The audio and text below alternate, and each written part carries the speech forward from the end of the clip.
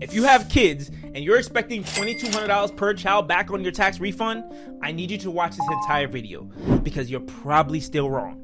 The child tax credit got updated by the One Big Beautiful Bill, but most people still don't understand how it actually works. And this new law, it didn't fix that confusion. People think it's free money, people think that they're gonna get the full amount, and people think that the additional child tax credit is a completely separate credit. None of this is accurate. I'm gonna show you 4 real return examples with different people, different situations, all on the actual 1040. So you can see exactly where these numbers land and why.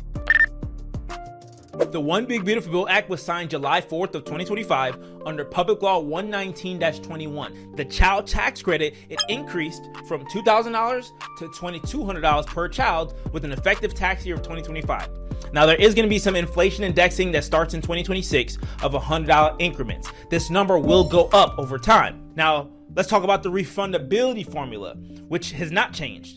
So low income families, there's no new benefit from this $200 bump. And then there's a new Social Security rule. So taxpayers must now have a valid Social Security number, not just the child. You need one too. And then if you're doing a joint return, only one spouse needs it. And then the additional child tax credit is going to stay at $1,700 for 2025 and is also indexed going forward. And then there's some phase out thresholds that are now made permanent. So if you're single or filing head of household, yours is $200K. But then if you're married filing jointly, it's $400K. Same numbers, but they're no longer set to expire. So let's talk about what the credit actually is. So on a 1040, Form 1040, if you go to page 2, here on line 19, you'll see that you can get up to $2,200 per qualifying child. Now, the key word here is up to. It's not a guaranteed $2,200 cash payment. It's a tax credit that reduces what you owe dollar for dollar. So if you owe $5,000 and have one kid, your tax drops to $2,800. Now, if you owe $800 and have one kid, your tax goes to $0 and you don't get the remaining $1,400. Let that sink in for a little bit. This is where the non-refundable child tax credit lives. It flows to the 8812, the schedule 8812. So then let's talk about who actually qualifies. If we go back over to the Form 1040 under the dependent section, a couple things that you need to know. Your child must be under age 17 at year end, not 17, under 17, which means 16 at the end of the year, right? And then they must be your qualifying child. So your son, your daughter, stepchild, foster child, sibling, or, descendant. And they must have lived with you for more than half of the year. And then they must be claimed as a dependent on your return. That child also needs a valid Social Security number. So an I-10 does not qualify for child tax credit. Now it may qualify for $500 of other dependent credit, but not child tax credit. Now this is new under the One Big Beautiful Bill Act. The taxpayer also needs a valid Social Security number, and the I-10 filers can no longer claim the child tax credit, even if the child has a Social Security number. So when you're looking at here under the dependent section, we have to make sure that you check the right box here. You have to check this box right here. Now, checking this box right here is what triggers the credit on schedule 8812.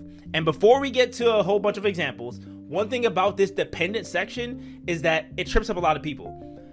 Column 5 right here says check if lived with you more than half of 2025. Okay, that's very, very important. That answer determines way more than just child tax credit. And whoever says yes right here on column 5 is the one who gets head of household, the earned income credit, and the refundable additional child tax credit. The parent who doesn't select that and their selection is technically no, they can still get child tax credit, but only the non-refundable portion, and only with a signed form 8332. We'll see a couple examples on how this plays out in example 8. All right, let's move on to page 2 of the Form 1040, and let's talk about the first portion, which is the non-refundable portion. So the non-refundable portion, it can only reduce your taxes to $0. It cannot go below $0. So if a tax is $3,500 and you have 2 kids, that's a $4,400 credit.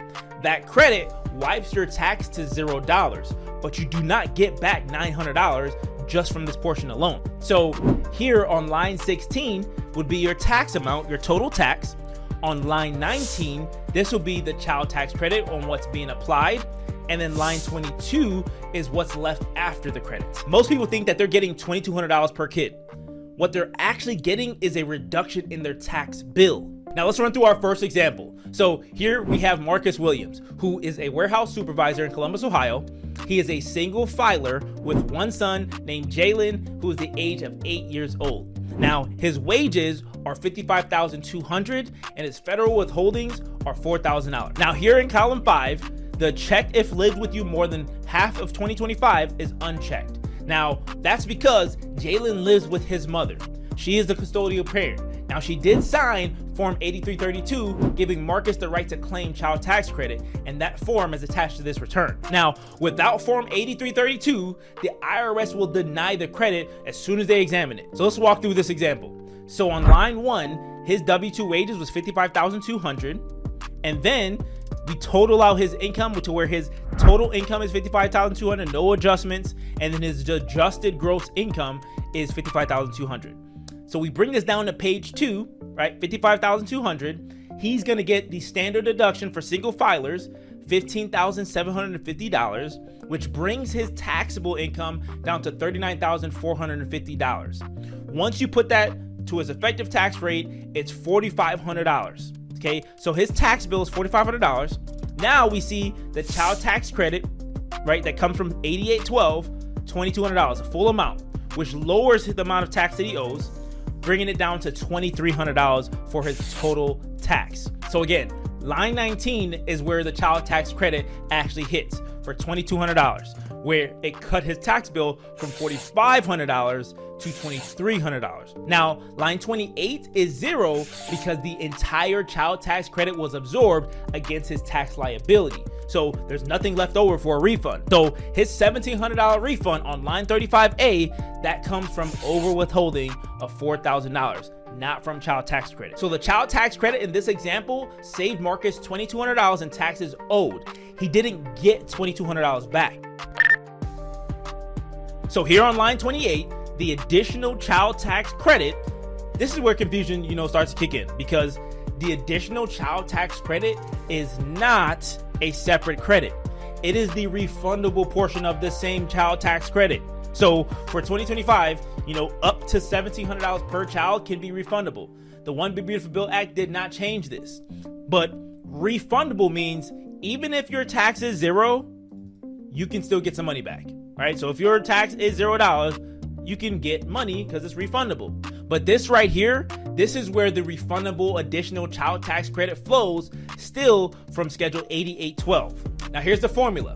It's 15% times your earned income minus $2,500, capped at $1,700 per child. You must have earned income for the additional child tax credit. So what is earned income? Earned income is W-2 wages, salaries, tips, and net self-employment profit. This does not count for rental income or dividends or interest or Social Security or even unemployment. So let's do another example. So here we have Tamara Jenkins, who's a medical billing specialist in Dayton, Ohio. Now, she is filing head of household, okay, not single, and both kids live with her. So she checks the yes box in column 5, and that now qualifies her for head of household and opens up the additional child tax credit. So she has 2 kids, right? Destiny, who is 10 years old, and Elijah, who is 7 years old. Now her wages are $35,000, but the catch here is she had 0 withholding. So let's walk through her 1040. So she has wages of $35,000, okay? Her adjusted gross income is also $35,000, right? Nothing extra, no adjustments. Let's go to page 2. Her adjusted gross income minus her standard deduction of $23,625, which is up from the single standard deduction of $15,700, okay, to $23,625. That brings her total taxable income down to $11,375. And then based on her effective tax rate, her tax would be $1,138. Now, what does the child tax credit do? It takes out and wipes out her total tax bill to where now her tax is $0. And then she has additional child tax credit of $32.62, which is her total amount of payments, and she would get that full amount back as a refund. So let me break this down even more for you, okay? So the standard deduction, right, $23,625 for head of household versus $15,750 for single. That's a $7,875 difference that dropped her taxable income and her tax from $2,072 down to $1,138. The child tax credit, it wiped out the entire $1,138, right, bill here on line 19, okay? Then the leftover credit pool, right, $4,400 minus $1,138 equals $3,262. Okay, that flows down here on line 28 for the additional child tax credit. So the additional child tax credit formula is 15% times $35,000 minus $2,500, totaling $4,875, which the cap for 2 kids would be $3,400. So the pool that's going to be remaining is $3,262. The additional child tax credit is the lesser of $3,262 and $3,400. So the lesser of is how we get $3,262 as total payment. So she owes $0 and gets back $3,262 in a refund. Now, if you compare that to if she had filed incorrectly and filed single, she would have gotten $2,328 back. So filing head of household correctly put an extra $934 in her pocket. This is why filing status matters. All right, let's walk through another example. So here we have Renee Patterson, who was an investor and property owner in Cincinnati, Ohio. So here, Renee will be filing head of household, okay? And Renee has one daughter named Brianna, and Brianna is 11 years old and lives with Renee. So we checked yes for column 5. Now, here's the key. Renee has no W-2 income. All of her income is dividends. So $40,000 is going to be reported on line 3B. So let's walk through it. So here, nothing for W-2. $40,000 on the ordinary dividends, going to come all the way down to where that's her total income and adjusted gross income. Okay, no adjustments. On page 2, her adjusted gross income is $40,000. Then she gets the standard deduction for head of household, which is $23,625, which brings her total taxable income to $16,375. And then based on her effective tax rate, her tax bill would have been $1,638. So what the child tax credit does, it wipes out that $1,638, right? So her total tax is $0. But then what's going on down here? There is no additional child tax credit. Why is that? We're going to talk about it. But then she would be getting no refund. $0, 0. So on line 1, we had 0 wages. That is the number that feeds the additional child tax credit formula. So for the additional child tax credit formula, 15% times $0 minus $2,500 equals $0. Okay, the non-refundable child tax credit still wiped out her $1,638 tax bill, which is still valuable, but nothing flows to line 28 because there's no earned income. So she owes $0, but also gets $0 back. This is what surprises a lot of investors and landlords who have kids. They assume that they're getting cash back from the credit, but no W-2 means no additional child tax credit. Now, this is the part that nobody is talking about after the One Big Beautiful Bill. The credit went up $200 from $2,000 to $2,200, but the extra $200 only lives in the non-refundable portion. So the additional child tax credit cap is still $1,700, but the refundability formula is unchanged. So if your tax liability is 0 or near 0, the extra $200 does absolutely nothing for you. And about 17 million low-income children will see no benefit from this increase. So when you hear, they increased the child tax credit, that's technically true, but you need to look at your line 16 first. If your line 16 is greater than $2,200, you absorb the full credit. Now, if line 16 is less than $2,000, that extra $200 doesn't even move the needle like at all. So the $200 increase primarily helps middle and upper income families.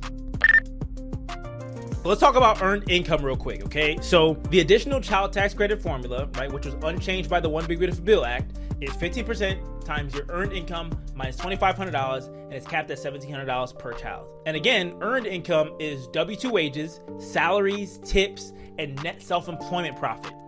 What's not earned income is unemployment, Social Security, pensions, annuities, dividends, interest, and rental income. Now, this number right here on your W-2, This is your earned income. This is what drives the additional child tax credit formula. Now, if you're self-employed, it's gonna be the net profit from your Schedule C, not the gross revenue. So let's walk through an additional child tax credit break-even table for one child. So if you have earned income that is less than or equal to $2,500, it would be $0 in additional child tax credit. If you have earned income of $10,000, it would be $1,125. And if you have earned income of $13,834, it would be the $1,700 max. And then for 2 kids, you're gonna need $25,167 to get the $3,400 max. So let's dive into some phase out limits, because the child tax credit phases out at higher incomes and it's now made permanent under the One Big Beautiful Bill Act. So if you're filing single or head of household, phase out start at $200,000 for your AGI. And if you're filing jointly, your phase out starts at $400,000 AGI. Now the reduction rate is gonna be $50 per $1,000 over the threshold. So let's walk through our last example. So here we have David and Keisha Thompson, who live in Dublin, Ohio, and they're filing jointly. David, he's an orthopedic surgeon and he has wages of $290,000. And then we have Keisha, who is a corporate attorney, and her wages are $160,000. Their combined AGI is $450,000. So they have 3 kids: Aiden, age 13, Sophia, who is age 11, and then Miles, that's age 8. So they're all under 17 and they're all living at home. Now, before the phase out, it would be 3 kids times $2,200 credit equals $6,600 in a child tax credit. But with an AGI of $450K, $50,000 is over the $400,000 married filing joint threshold. So the phase out is going to be $50,000 divided by 1,000, which equals 50. And then we take that $50 and multiply it by 50. So that's a $2,500 reduction. So then on line 19, it would be the $6,600 minus the $2,500, which would equal $4,100 that we're going to claim on line 19. Then on line 28 is going to be $0 because there's no additional child tax credit. So they still get $4,100, just not the full $6,600. So for all my high income earners, don't assume that you're getting the full credit. Always run the AGI math. And then for phase out thresholds, these are now permanent under the One Big Beautiful Bill Act. So there's no more worrying about, whether they're gonna expire or anything like that. All right, so let me wrap this up with just a few myths that I hear consistently, and I think it might even help. So I get it all the time, like, I get $2,200 back per kid. Okay, we know now up to $2,200 will reduce your tax, but cash back additional child tax credit is capped at $1,700 only with earned income though. Or then maybe you might hear, the One Big Beautiful Bill Act gave everyone more money. Okay, it's a $200 increase, and it's for the non-refundable part only. So low income families, they got nothing new. And then we might hear like, so additional child tax credit, that's a separate credit, right? Like, what's that talking about? Okay, it's the same credit, there's just a refundable portion. Same schedule, 8812, line 28.